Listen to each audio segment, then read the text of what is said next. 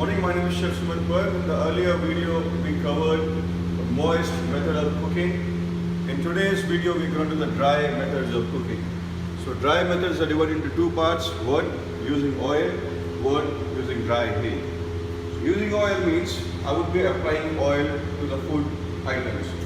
We would be covering under using oil methods as saute, stir frying, pan fry or shallow fry, and deep fry.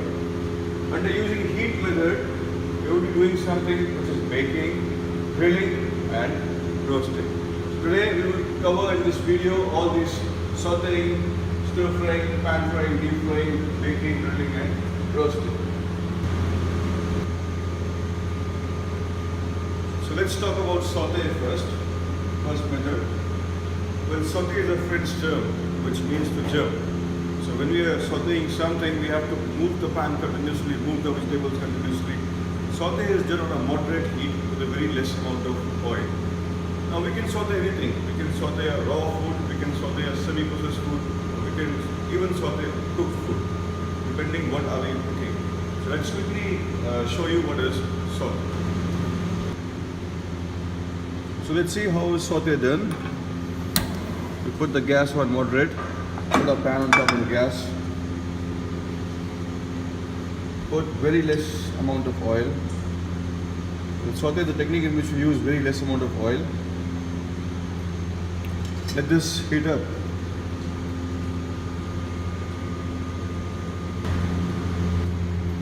So once the pan is heated, I'll throw in the zucchini and I'll continue to saute this, stirring this continuously. So on a medium heat, I will now adjust the seasoning.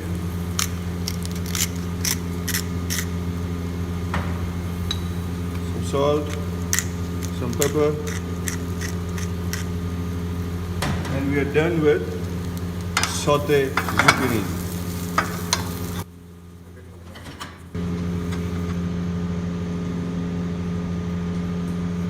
So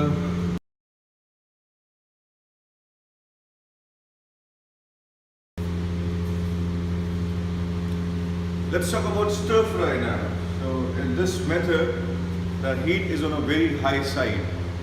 Less oil, and we use a special equipment for this, which is known as wok. Now what we do in stir fry is we take little oil, heat is on a very higher side, and we cook the ingredients very quickly. Let's just see how we do stir fry. As I told you, for stir fry the gas should be on a higher side. So I'll wait till the time a wok is heated up. Add some oil. I'm going to show you how to make stir fried chicken. So I'll wait till the oil is heated up. You can see the smoke is already coming out because this is a very thin equipment which gets heated up very easily. I'm going to throw in some onions, some ginger, some leek, some bell pepper, toss it. I'll reduce the flame now, it's getting too hot. Throw in some chicken.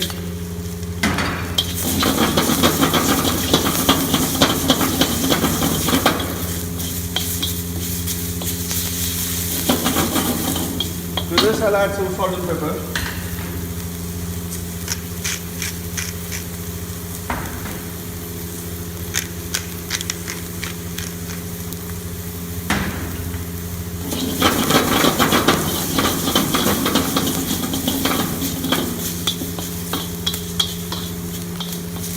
I'm adding a little bit of chili sauce to this to finish it up.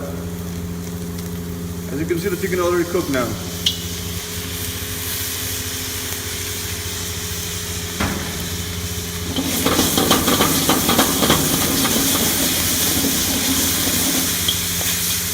Stir fried chicken ready.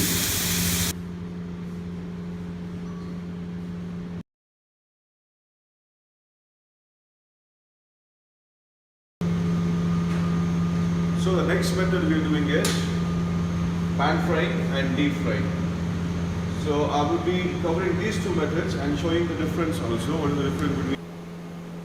So now we're gonna show you what is shallow frying and what is deep frying. As you can see, there are two pans. One is for shallow fry and one is for deep fry.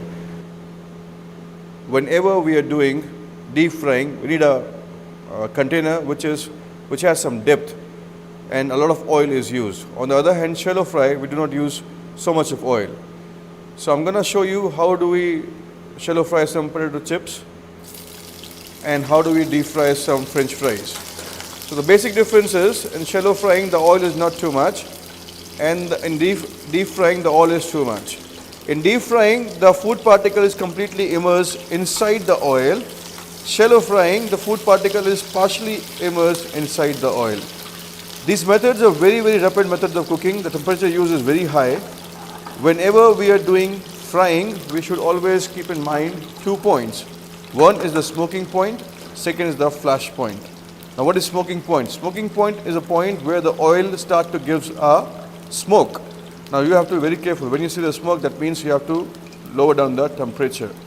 Now what is flash point? Flash point is when the oil passes the smoking point.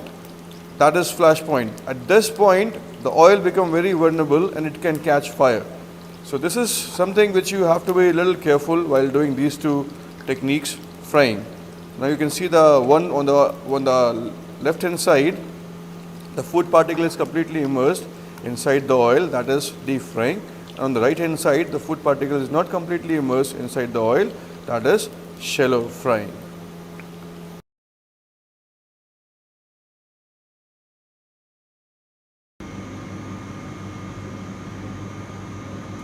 Okay, next on the list we have roasting. Now roasting is a very popular method of cooking in Western countries. There are a lot of roasting that is done in Western countries. Roast beef, roast chicken. Now what is special about roasting is there is no liquid used in roasting. We only use a little bit of oil. We make a marination first, put the marination on the meat, put this inside the oven. We never cover the roasting material. Whatever we are roasting, we never cover it. So what marination does is, marination breaks down the protein in the meat, which helps it in cooking. So today I'll be showing you how to roast a chicken breast. So in here I have made a marination. I have some cashew and spice, I have some chopped garlic, I have some oil. I'll apply this on top of the chicken. Flip it over. Now this is a very important step which is also known as larding. When I'll put this inside the oven, I would also be doing this while the chicken breast is still roasting. Put some salt and pepper.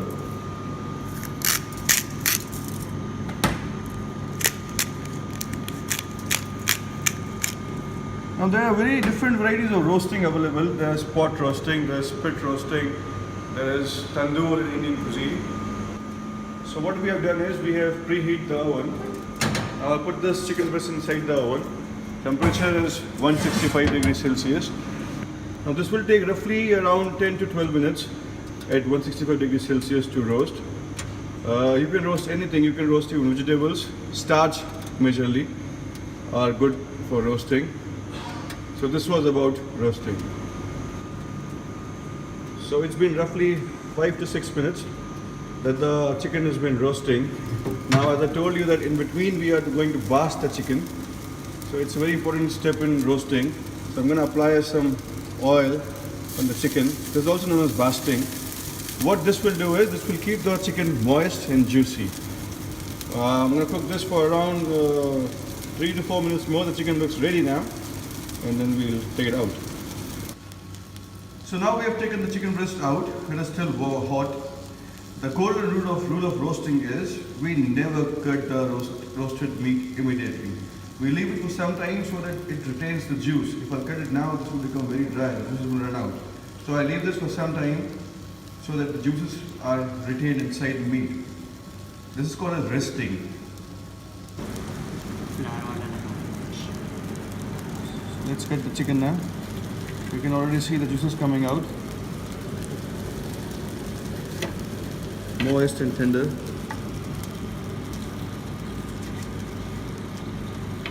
If there's a larger joint of meat, In hotels, generally there's a carving section in the buffet where the chef stands and cut the meat live and give it to the guest.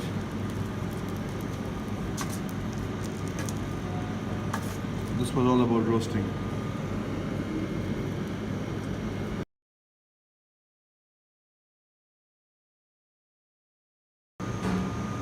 Okay, next I'm going to show you grilling.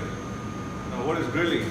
Grilling we do on a very high temperature initially, then we reduce the temperature gradually. Now what item can I grill? I can only grill meats which are very tender. I can also grill vegetables, but for grilling it is advisable that you use meats of prime quality. Let's quickly see how grilling is done. So I'll be showing you how to grill some zucchini and some chicken. I have some zucchini here and I have a chicken breast here which I have marinated. Now it's very important that when you're grilling you have to do a nice marination. It will help the item to be cooked quickly and to break down the protein. So I'll first put the zucchini on the griller. You can see the smoke is coming out. I told you the temperature should be very high for grilling. Your griller should be nicely seasoned so the food item does not stick to it. And in between, you have to do larding, which is very, very important. So the food item does not go very dry. Over here, I have a chicken breast, which I have marinated. I will also place this on the griller. The leftover oil could be used for larding and barding.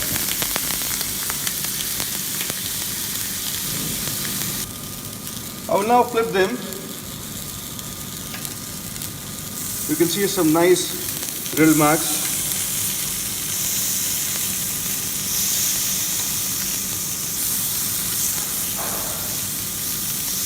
Let's see the chicken.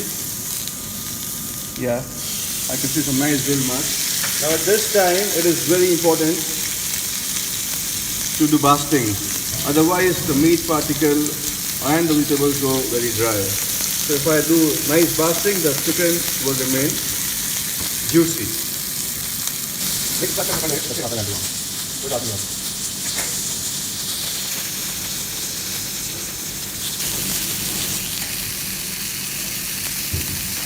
As you can see, the zucchini are nicely grilled. I'll take them out.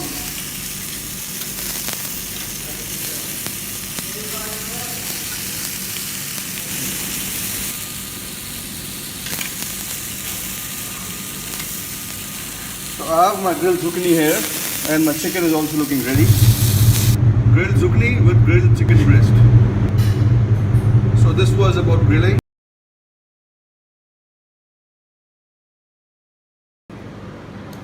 Okay, now we have baking. Now what is baking? Baking and roasting are not similar, they're different. When I'm saying baking, it means flour is involved. And baking is always done in the bakery.